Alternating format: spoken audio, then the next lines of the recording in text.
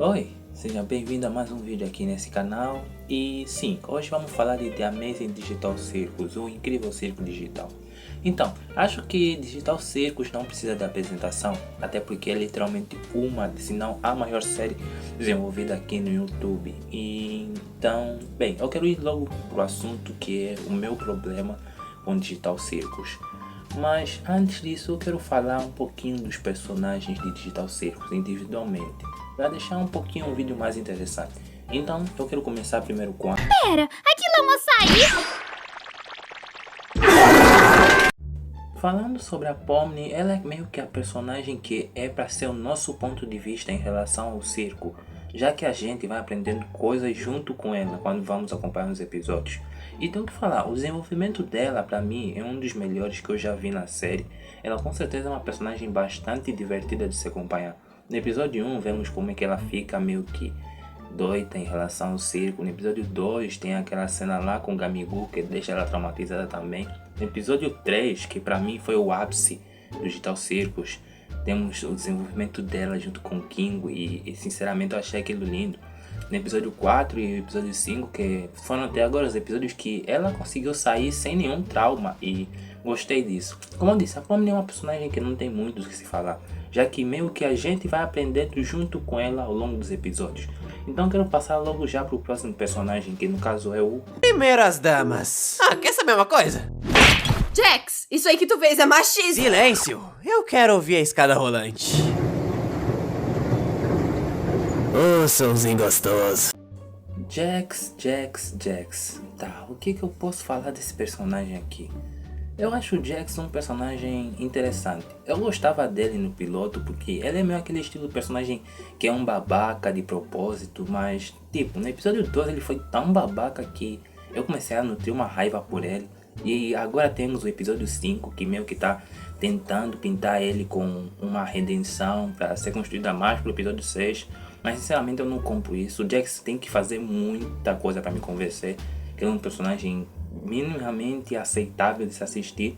Mas tirando o ponto que ele é babaca, até que ele é realmente um personagem divertido. Sem ele, com certeza a trama da história não andaria muito. Então dá pra dizer que ele é como um mal necessário para uma história. E com isso vamos pra... Alguém me chamou? Alguém me chamou? Alguém me chamou? O que ele tá fazendo? Ele é meio doido das ideias. Alguém me Se chamou? deixar ele fica assim o Alguém dia me chamou? todo. Alguém me chamou? Alguém me chamou? Alguém me chamou? Kingo, simplesmente o GOAT dessa série. Não tem como. Esse personagem pra mim é perfeito. O episódio 3 que o defina isso. Vão assistir o episódio 3 pra vocês entenderem o que eu tô falando. Nesse episódio com certeza temos duas coisas. O ápice da animação da Glitch, porque meu Deus, até agora não vi um episódio tão lindo quanto o episódio 3. E com certeza o desenvolvimento do Kingo. Sinceramente até agora eu choro por saber que a Glitch conseguiu me fazer esse personagem tão bom em apenas um único episódio. Hoje em dia eu vejo ele com olhos diferentes. Então posso afirmar muito que esse personagem vale muito a pena se acompanhar. Em relação a ele é só isso. Então quero passar logo para a próxima personagem que é o... Aí, vacilão, passa tudo. Ai, não enche. Eu não tenho nada. E esse corpo aí? Pera. Quê? Alguém me ajuda, estão me roubando. Ih, roubaram o Zubul. Ah, deixa eu fazer um churrasco, família. Ai, paizinho. Zubo. Tá, a Zubo é uma personagem que eu não tenho muito o que falar. A única coisa que eu posso dizer afirmadamente sobre ela é que eu gosto bastante dela porque é meio que ela que tenta endireitar o Jax durante todos os episódios. E dá pra ver que isso é algo bom, porque eu gosto que alguém se meta no caminho do Jax e tenta atrapalhar os planos dele. Sinceramente eu gostei bastante do que ela fez no episódio 5 com o Jax. Vingança. Mas com isso, uma coisa é certa, a Zubo é uma personagem bastante interessante. Lá no episódio 3 tem meio que o caso dela não gostar do próprio corpo e isso ser visto como uma forma de transgênero. Não me importo muito com isso, é uma representação até que legal de se ver, pra falar a verdade. Então é só isso que eu tenho pra falar sobre a Zubo. Aí, galera, será que o Kaufmo tá em casa?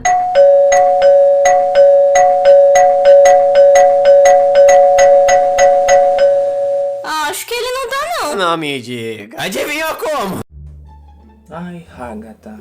Tá, a Hagatha é uma personagem que eu via como a própria coitada, literalmente desde o começo da série. Porque, tipo, a Hagatha sofre bastante durante os episódios. Mas, agora que a gente tá vendo meio que o lado negativo, entre aspas, dela, Eu ainda sinto pena dela, não tem como, eu sinto muita pena dessa personagem. Porque, vou ser sincero, tem uma teoria que fala que a Agatha provavelmente vai ser a pessoa que vai endoidar antes de todo mundo. E isso me deixa meio que de certa forma preocupado, porque eu não queria ter que perder essa personagem. Então, pra mim vai ser algo bem triste. O que eu posso falar dela é que a Agatha é uma personagem boa, mas talvez ela seja boa de propósito ou algo do tipo. Isso ainda não foi explorado direito, apesar de que o episódio 5 era o episódio dela. Acho que vai ser mais explorado junto com o Jax lá no episódio 6, que vai sair ainda esse ano, espero. Mas não tenho muito pra falar dela, então é só isso que eu tenho pra falar da Agatha.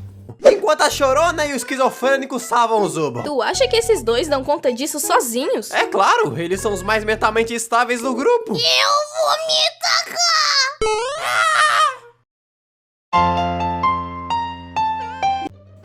Gangly. Tá, a nossa otaka fedida, como o Jax disse lá no episódio 5. Bem, a Gangly é um caso bem raro, já que ela também é a segunda coitada da história. O tanto que o Jax inferniza a vida dela não tá nem escrito. Isso se a gente não contar as vezes que ele infernizava a vida dela antes da Pomni chegar no circo.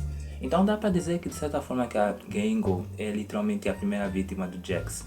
Mas com isso dito, a Gangly é uma personagem boa, legal, eu acho ela fofa de certa forma. Mas mais uma personagem que eu não tenho muita coisa do que falar. Aquilo que eu tinha visto era uma saída? Não! Eu vi, era assim. Não tem! Mas eu vi, eu juro que eu vi. Não tem saída! Nossa, mas parece até que ele não quer falar sobre isso. Acho que eu vou perguntar só uma vez, só pra ter certeza. Tem certeza que não tem? Não tem saída! Guilherme Briggs, só falo isso pro Caim porque é literalmente o que dá personalidade ao personagem em si. Nossa, o que o Guilherme faz com o personagem é algo incrível. E falando sobre o Caim em si, realmente sendo Caim, eu não tenho muito o que falar, até porque ele é uma IA e talvez a única coisa que eu tenho em relação a ele seja saber o que aconteceria realmente se ele bugasse de uma vez por todas. Talvez eles conseguissem sair do circo, ou talvez isso acabaria com a vida deles. Como eu disse, o Caim é um personagem que você não vai conseguir decifrar a menos que você tente entender a mente louca dele. Bolinho de festa? Seu parasita! O Bolha, bem, é o Bolha.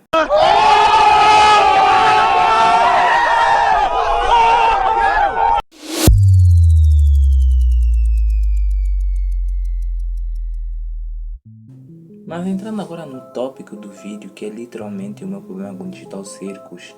O meu problema com Digital Circus é que literalmente a trama principal não anda. E se anda, ela anda muito em relação ao seu subtexto. E eu falo isso porque, vamos lá, tenta pensar comigo. Em qual momento, tirando o episódio piloto, claro, você ouviu os personagens se questionando sobre uma saída, perguntando em relação ao vácuo, ou teorizando em relação a alguma coisa que o Jax está escondendo? É simplesmente nada. Nenhum personagem se preocupa em tentar saber como sair do circo ou algo do tipo. A gente, ou pelo menos eu, pensava que quando a Pomni chegasse no circo digital, ela meio que ia se questionar, ia tentar encontrar uma saída durante todos os episódios. Mas após o episódio piloto, ela simplesmente aceitou como todos os outros. Agora está vivendo a vida dela lá. E eu acho que isso não é algo muito bom da parte da história. Afinal, tô sentindo que isso vai ser uma história que vai tentar se arrastar ao máximo. Eu não sei se vocês sabem, mas a criadora meio que falou que Digital Circus também vai ser uma série de apenas uma temporada e 9 episódios. Pelo menos é o que foi confirmado até agora. Mas então, 9 episódios para tentar explicar uma história que de novo está sendo puxado para os episódios finais. Então, é esse meio que o problema. Se a história não andar, sinto medo que a Digital Circus pode acabar do mesmo jeito que Mother Drones. E eu não quero que isso aconteça. Mas eu vou tentar confiar na Guzzi Works, porque ela meio que sabe criar boas histórias. Então, acho que é isso que eu tenho para falar. Esse vídeo aqui não é para ser muito longo, ou algo do tipo. Então, é só isso que eu tenho para falar mesmo. Se inscreva no canal, dá like, comenta, me ajuda a bater 1000 inscritos e tchau! Do you like this? Do you like this? Well, no more.